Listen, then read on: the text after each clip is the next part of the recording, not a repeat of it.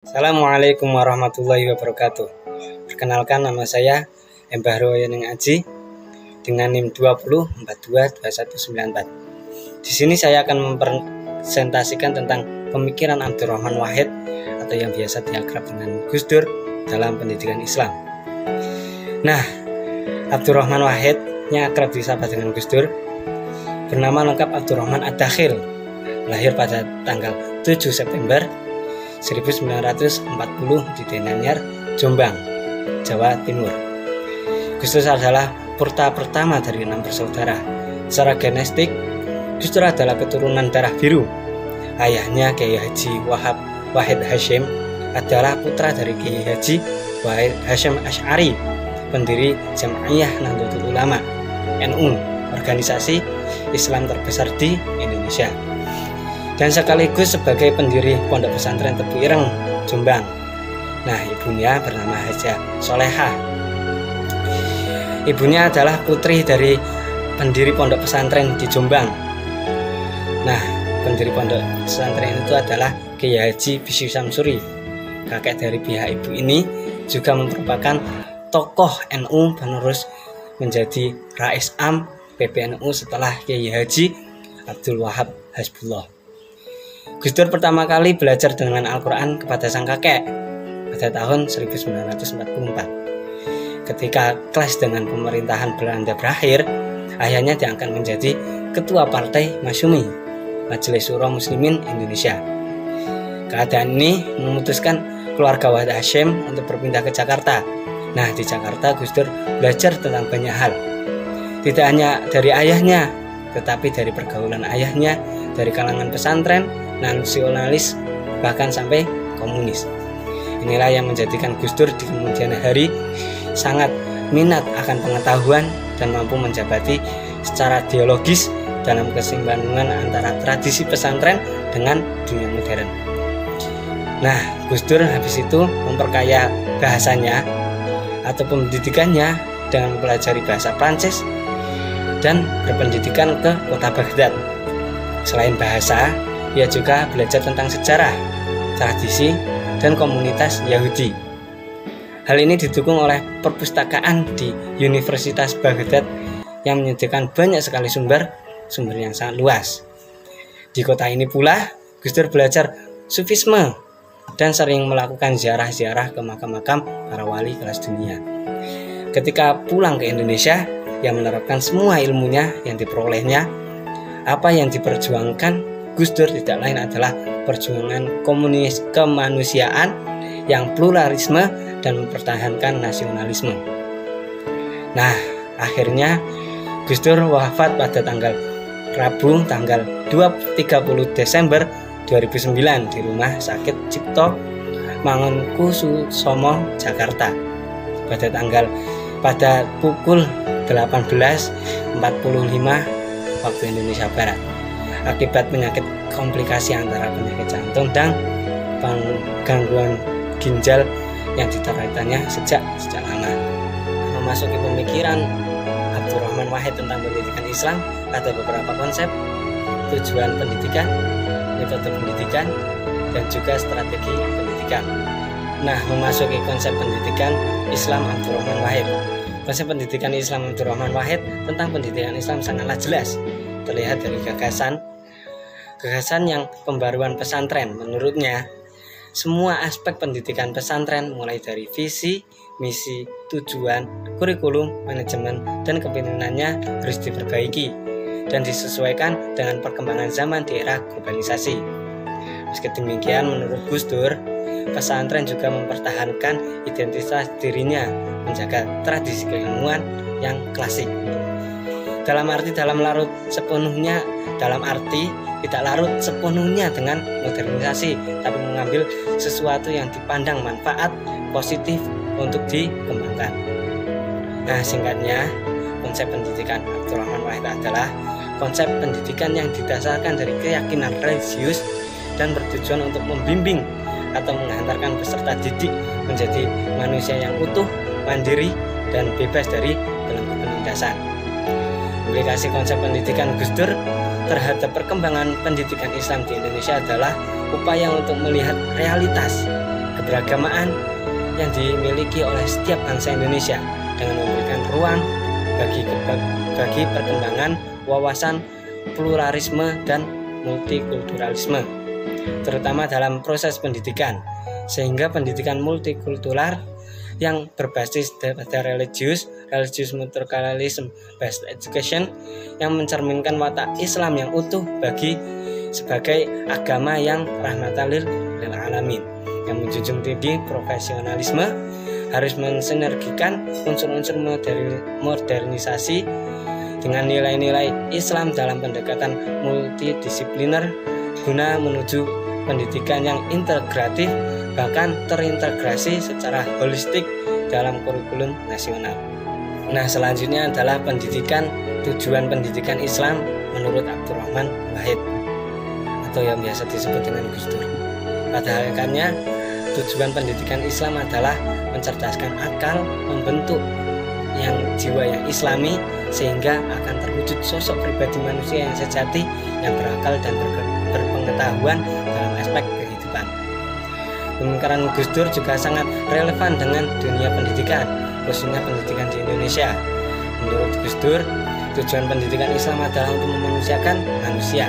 Hal ini karena pendidikan Islam adalah wahana untuk pemerdekaan dan pembebasan manusia untuk menemukan jati diri yang sesungguhnya, sehingga angkat nampak karakteristik dari pola-pola yang dikembangkan oleh pendidikan Islam. Tujuan tersebut saat ini mulai dikembangkan dalam pendidikan di Indonesia. Artinya, dengan adanya pendidikan diharapkan manusia bebas dan terarah dalam mengembangkan fitrah yang telah diberikan oleh Allah SWT dari dalam dirinya.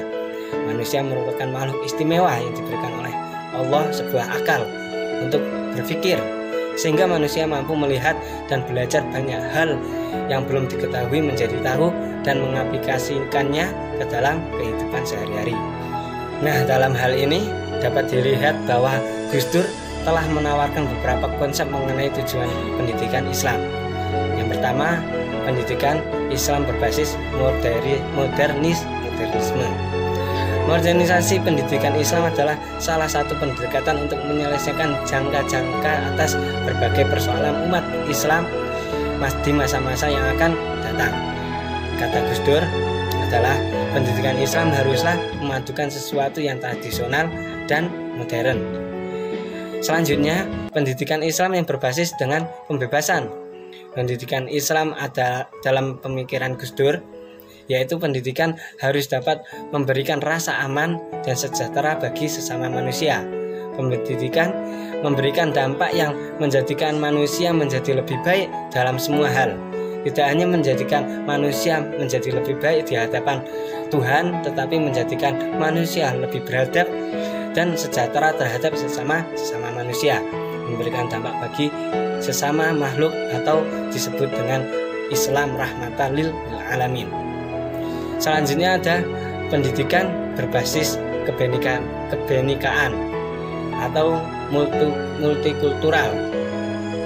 Menurut Gus Dur, pluralisme maupun multikulturalisme bukanlah ide yang menyatakan semua agama sama dalam ajaran atau akidah yang dianut.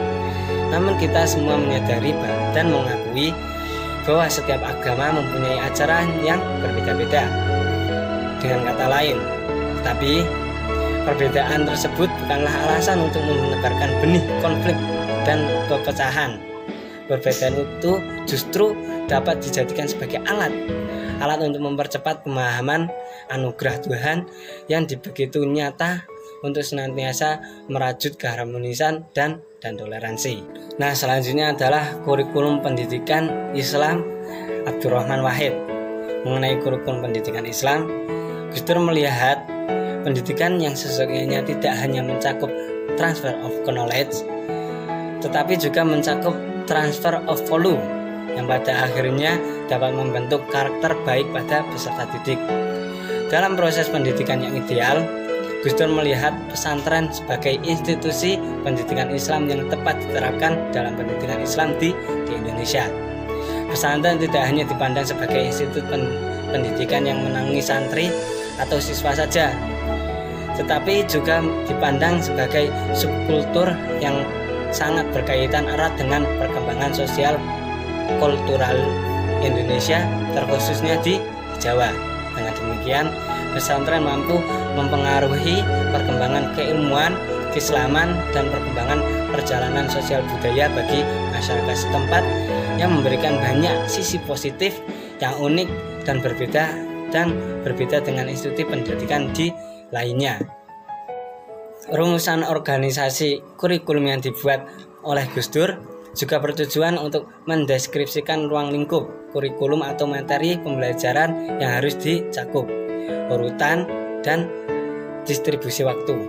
Kurikulum standar pesantren yang diperkenalkan Gus Dur dengan mengacu kepada ketentuan-ketentuan penyusunan kurikulum dapat dijadikan sebagai model dalam merumuskan kurikulum pendidikan di pesantren. Di antaranya sebagai berikut. Yang pertama, pemberian waktu terbanyak dilakukan kepada unsur nahwu, shorof, dan fikih. Karena kedua unsur itu memerlukan ulangan atau tikrar setidak-tidaknya untuk memperoleh dari masa berlakunya kurikulum. Selanjutnya, yang nomor 2 adalah mata pelajaran lainnya hanya diberikan selama setahun tanpa diulang pada tahun-tahun berikutnya. Yang nomor 3, kalau diperlukan pada tahun-tahun terakhir dapat diberikan buku-buku utama kutubul mutawalah seperti Sahih Bukhari, Sahih Muslim, atau Ihya untuk tasawuf. Dalam keadaan demikian, pelajaran setahun hanya dipusatkan pada penguasaan buku utama tersebut yang diajarkan selama beberapa kali dan sehari sehingga selesai dalam keseluruhan dalam 1 tahun saja. Yang ketiga, orientasi pendidikan harus lebih ditekankan pada aspek efektif dan psikomotorik. Artinya pendidikan lebih menitik beratkan pada pembentukan karakter peserta didik, pembekalan keterampilan, agar setelah lulus mereka tidak mengalami kesulitan dalam mencari pekerjaan daripada hanya sekedar mengandalkan aspek-aspek kognitif pengetahuan. Nah, selanjutnya juga ada dalam pembelajaran atau proses pengajaran, guru harus mengembangkan pola student oriented sehingga membentuk karakter kemandirian, tanggung jawab, kreatif, dan inovatif kepada peserta didik. Selanjutnya juga untuk guru harus benar-benar memahami makna pendidikan dalam arti sebenarnya, tidak hanya mereduksi batas pengajaran saja. Artinya proses pembelajaran peserta didik bertujuan untuk membentuk kepribadian dan mendewasakan siswa dan bukan hanya transfer of knowledge, melainkan pembelajaran harus mengikuti transfer of value and skill dan membutuhkan karakter. Nah, selanjutnya adalah metodologi pendidikan Islam Abdurrahman Wahid. Mengenai metodologi pendidikan Islam, Gus Dur sebenarnya tidak memakai aturan-aturan yang baku, namun Gus Dur mencoba menggunakan metode pembelajaran yang disesuaikan dengan keadaan atau kondisi para murid, kondisi psikologis atau kondisi psikologis siswa. Gus Dur mulai mengajarkan sepulang dari perjalanannya menuntut ilmu di Timur Tengah dan di Eropa. Di antara metode-metode pendidikan Islam tersebut adalah sebagai berikut. Yang pertama adalah metode Qisas. Nah, metode Qisas digunakan oleh pendidik untuk bercerita suatu kejadian untuk diserapi kepada peserta didik, atau peserta didik disuruh bercerita sendiri dengan mengambil tema-tema materi kisah ajaran Islam yang perlu diserapi dan diteladani. Metode ini dalam pendidikan Islam menggunakan paradigma Al-Quran dan hadis, sehingga dikenal istilah kisah Al-Qurani dan kisah Nabawi. Menurut Gus Dur, dengan melihat sejarah, kita dapat mengetahui hal-hal yang belum terungkap sekaligus sebagai sarana untuk memperbaiki diri dan mempersiapkan diri kita untuk masa depan yang lebih baik lagi. Itu jadi salah satu fungsi pembelajaran kisah atau sejarah. Selanjutnya adalah metode ta'lim Alkitab. Metode ini merupakan upaya pembelajaran sumber pokok ajaran Islam, Al-Quran, dan Sunnah, baik lewat pembacaan maupun lewat terjemahan. Salah satu metode pembelajaran yang Gus Dur lakukan adalah dengan taklim Alkitab. Hal ini karena Gus Dur ingin siswa atau santri mempelajari materi-materi dan teori-teori berdasarkan sumber aslinya. Lalu Gus Dur menyampaikan disesuaikan dengan kondisi siswa atau santri. Dengan demikian, siswa mengetahui dasar pengetahuan yang mereka pelajari dan memiliki sumber yang dapat dipertanggungjawabkan. Selanjutnya adalah metode ibrah atau mau'izah. Metode ibrah atau mau'izah. Metode ini dilakukan dengan menyajikan bahan belajar yang bertujuan untuk melatih daya nalar pembelajaran dalam menangkap makna terselubung dari suatu pertanyaan atau kondisi psikis yang menyampaikan manusia kepada intisari sesuatu yang dapat disaksikan. Sementara itu, metode mau'izah adalah pemberian motivasi dengan menggunakan keuntungan dan kerugian di dalam melakukan perbuatan. Dalam proses pembelajaran, Gus Dur berusaha menyampaikan pembelajaran yang bersifat kritis dan terkadang memiliki pesan tersirat. Hal ini dilakukan Gus Dur karena agar siswa dapat memahami suatu makna, tidak hanya bersifat tekstual dalam buku atau kitab saja, tetapi juga siswa mampu mempunyai pesan yang tersirat yang mana siswa harus memahami pembelajaran tersebut secara tersirat. Nah, selanjutnya adalah strategi pendidikan Islam menurut Abdurrahman Wahid. Dalam strategi ini dibagi beberapa strategi. Yang pertama adalah strategi sosial politik. Dalam strategi ini, pendidikan Islam tidak hanya sekedar menginstruksi siswa untuk memahami dan mempertanyakan isu-isu sosial, namun juga sekaligus melakukan sesuatu yang penting berkaitan dengan isu-isu tersebut. Misalnya itu dalam pembelajaran pendidikan Islam mengangkat masalah konflik-konflik keagamaan akibat adanya perbedaan atau pertentangan cara pandang dari sebagai individu atau kelompok tertentu. Nah, maka siswa secara intelektual tidak perlu memahami masalah tersebut, namun juga juga bagaimana siswa mampu memahami, menghadapi, dan terampil dalam memecahkan masalah sesuai dengan kemampuan dan pembelajaran yang telah dipelajari siswa. Nah, strategi ini bertujuan untuk melatih siswa untuk peka dan sadar terhadap keadaan yang baik yang sudah atau sedang terjadi, yang nantinya siswa mampu mengambil hikmah atas kejadian tersebut. Selanjutnya ada strategi kebudayaan. Dalam strategi ini, Gus Dur berusaha memberikan akses terbuka akan perbedaan pandangan baik bagi individu atau kelompok tertentu. Nah, pendidikan seyogyanya mampu menyelaraskan antara individu atau kelompok dengan teori-teori dengan kebudayaan suatu tempat tertentu. Pendidikan tidak hanya memberikan dampak perubahan pada diri peserta didik menjadi lebih baik, namun juga pendidikan bisa menjadikan salah satu cara untuk melihat dan menghargai budaya yang ada. Nah, selanjutnya adalah strategi sosial kebudayaan. Nah, kalau sosial kebudayaan melihat kebutuhan sosial yang dikembangkan framework kemasyarakatan dalam menggunakan prinsip-prinsip dan nilai-nilai Islam.